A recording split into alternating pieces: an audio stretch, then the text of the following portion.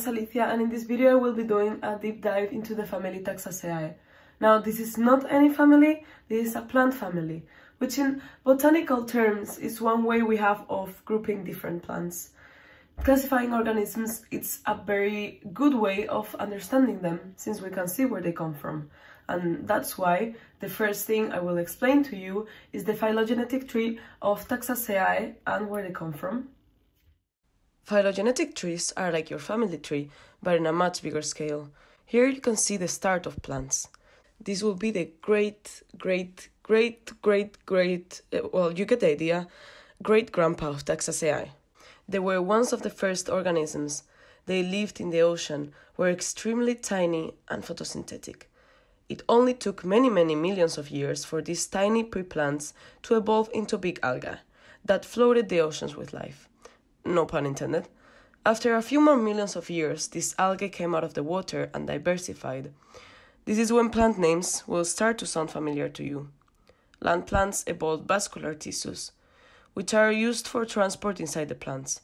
Some terrestrial plants, like mosses, didn't evolve this trait. Then some vascular plants evolved seeds.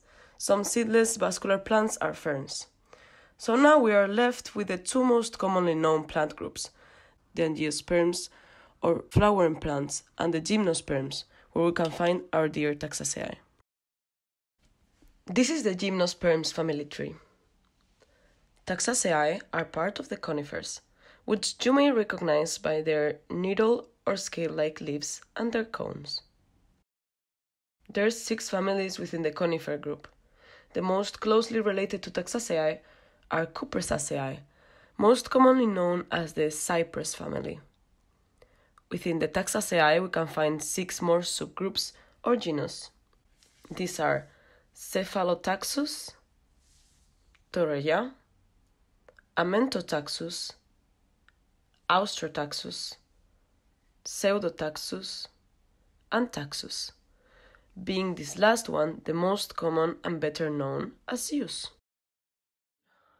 When we're talking about natural sciences, the best way to learn about it is to take a look outside. So let's go out, find and get to meet one of these plants in person. They can be found generally in temperate forests in North America, North Africa, and Eurasia to Southern Asia. The most common yew is called English yew or Taxus baccata, and this tree is what I'll be looking for today. And if you live in Europe, there's a good chance you have seen one of these, since they're often used as ornamental shrubs in the Northern Hemisphere.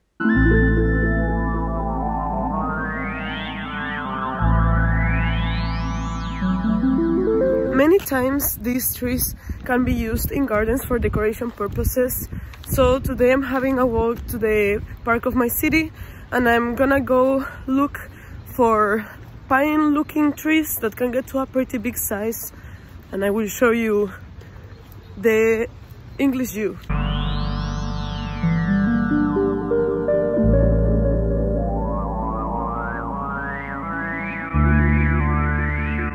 This is the example of a conifer that's not a Taxaceae. This is a monkey puzzle.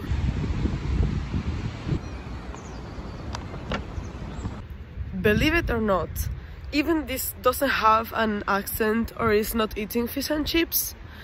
This is an English yew and it's also known as common yew. But how do we know this is a Taxaceae? Well, first thing I noticed were these tiny and skinny needle-like leaves. They are simple and have a circular or linear shape, like in this case, meaning they are long and narrow. They are covered in a waxy cuticle that keeps the water inside. They are spirally arranged, appearing alternate and two-ranked. We can also see that they are single-vein. The stomata, which are pores that allow the transpiration of water out of the plant, can be found on the underside of the leaf, forming 2 bands. In the common yew, the leaves are dark green on the upper surface and yellow-green on the lower. They have prominent midribs, which is the main vein found in the middle of the leaf. They also have small petioles of around 1 or 2 millimeters. The leaves of this tree are evergreen, which is the reason for the leaves to still be on the tree on winter. Evergreen trees' leaves don't fall in autumn. The main reason why this happens is because they have the ability to conserve more water, thanks to their leaf shape and waxy cuticles. that reduce transpiration, thus keeping more water inside of the plant. This Yews wood is very easily recognizable. It's non-resinous, although in the Taxaceae there can also be trees with resin. Its bark has a very recognizable reddish-brown color, and it flakes in scales. And in my personal opinion, this makes this tree trunk very beautiful. Like I mentioned before, gymnosperms don't have flowers or fruits. Instead, they have cones, which is another recognizable feature that we can take a look at. But first, I will have to explain you the life cycle of gymnosperms. All plants go through different parts in their life, just like us, although their life looks very different from ours, and it's cyclic, having one special trait called alternation of generations, where in plant life there is an alternation of two different life stages. These stages and parts change depending on the type of plant. Sometimes they last longer, sometimes they look different or they're smaller, etc. The life cycle that I will explain now is the life cycle of the gymnosperms, therefore the life cycle of Taxaceae as well. There is no right or wrong starting point of this explanation, so I'll start with what we already know. This is a baby plant. It was produced by a dad and a mom. This is a very important fact because it means this seedling has two pairs of chromosomes, one from their dad and one from their mom. This is also the case for you. Having two pairs of chromosomes is called diploidy, and the organisms that have it are diploid. If we wait long enough, this baby plant will become a tree. This tree is still diploid. This now mature plant has the ability to produce cones. But what exactly is their function? Cones contain sporangium, or little spore-creating factories. All plants produce spores, and they're just one more step of their life cycle. Here's where it gets complicated, so keep your eyes and ears open. There's two kinds of cones, the pollen cone or male cone, and the ovulate or female cone. Inside the male cone, there's microsporangia, where microspores or male spores are created. Inside the female's cone, there's an ovule that gives rise to the megasporangium, that creates megaspores, the female spores. This happens via meiosis, a process that cuts in half the number of chromosomes. This new stage is no longer diploid, but haploid, because they only have one set of chromosomes. Haploid human cells are only gametes, so ovules and sperm. After, the spores develop into gametophytes. The male gametophyte are pollen grains, and the female gametophytes enclose an archegonium, which will be like a female reproductive organ. Gametophytes are the haploid stage of plant cycles. Many people believe this part of the life cycle to be just a complicated reproductive process, but gametophytes are a different multicellular organism, just as important as the tree itself. Each gametophyte produces gametes. The pollen grains produce sperm cells, and the archegonium produces an egg. With pollination, pollen grains reach the ovulate cone and start germinating. When the pollen grains release the sperm cells, one of these will fertilize the egg nucleus, forming a zygote. This is a change in the life stages of the plant, because the zygote is diploid, since it has one set of chromosomes from the sperm cell and another one from the egg cell. The zygote will form into a seed, composed of the embryo, some food reserves, and a protective seed coat. This seed will get dispersed and eventually grow into a new diploid baby plant that will grow to be a tree and repeat the same steps. Now that you know what a cone is, look how beautiful these cones are. Taxus baccata is dioecious, meaning they have both male and female cones, just like most Taxaceae. These pollen cones are simple, small, and solitary, although they can also be clustered in Taxaceae. They mature and shed annually. There's only one ovule per female cone, which is a distinctive feature of Taxaceae. Its cone produces only one seed, which are hard and ovoid. The seeds are enclosed in a fleshy and usually bright-colored areole, which is in non-botanical terms a fruit. The seeds are consumed and dispersed by birds. The seeds first germinate two leaves, called cotyledons, which classifies them into the dicotyledon group of plants. And of course, we couldn't forget to take a look at the bigger picture here. Taxaceae can be trees or shrubs. Their branches spread erect and ascending, and their branchlets grow alternate or opposite to each other. English yews are usually between 3 to 9 meters and can rarely reach 25 meters, and their branches are irregularly arranged.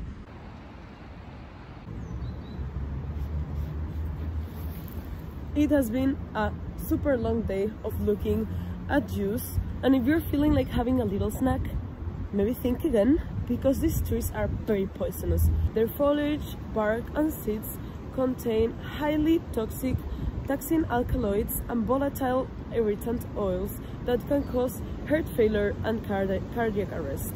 The only non-toxic part of this plant are the aerials for most animals, because some animals like rabbits and deer have evolved to be able to eat the leaves of this tree, but don't try this at home because it's absolutely 100% toxic for humans. Apart from a super interesting biology, this plant also has a very interesting history and very closely tied to humans. One of the first wooden artifacts that have been found is a spear that dates from the Paleolithic, so around 150,000 years ago, and it's actually made out of yew. Its wood was highly demanded in the Middle Ages, and it was used for musical instruments and for creating bows. Now that we have left all of that behind, we mainly use it for things like furniture, parquet floors, and carving wood. This is because the wood is hard and very beautiful with all its different colors, but it's not suitable for construction, so we use it for decoration. We also use it for decoration in its natural form. It is usually used as an ornamental plant because of how easy it is to give shape to. This is the reason why we started developing other cultivars, and now you might be able to find some common yews with different characteristics, like yellow aerials when they're usually red. Yews are also planted for symbolic and religious purposes. They used to be planted in sacred wells, Christian churches, monasteries, and castles. Nowadays, it's one of the obligatory cemetery trees in Northwest Europe and Central Europe. Remember when I explained that Taxaceae are extremely toxic? What if I told you that these taxine alkaloids that make the plant inedible were actually useful? Yews used to be employed for the development of two semi-synthesized chemotherapy drugs, docetaxel and paclitaxel, or also known as Taxol. They can be extracted from the bark of the Pacific yew and the needles of the Taxus baccata, but nowadays we're able to synthesize them in the laboratory.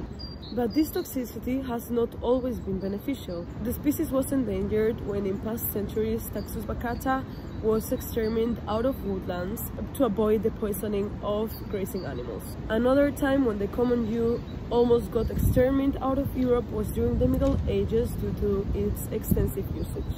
Today, the common yew conservation status doesn't concern us anymore, although we should still be careful with it because it tends to have very sharp declines due to its slow growth and also other factors like extensive land use, parasitic animals or fungi, and diseases. Other Taxaceae species are also a concern since many of them are very rare and restricted in their distribution. For example, Torreya taxifolia is restricted to Florida and it's currently critically endangered. Taxus globosa is endangered as well, and it's endemic to central Mexico. These are only some examples, but taking into account how restricted to their own habitats these plants are, it's very likely that climate change is gonna affect Taxaceae populations severely. I hope you found this video interesting or useful. If you want to learn more about this, I've left the references now here at the end, and I've also cited everything during the video so you won't miss anything. Thank you so much for watching. Leave me a like if you liked it, and I hope you have a nice day. Bye bye!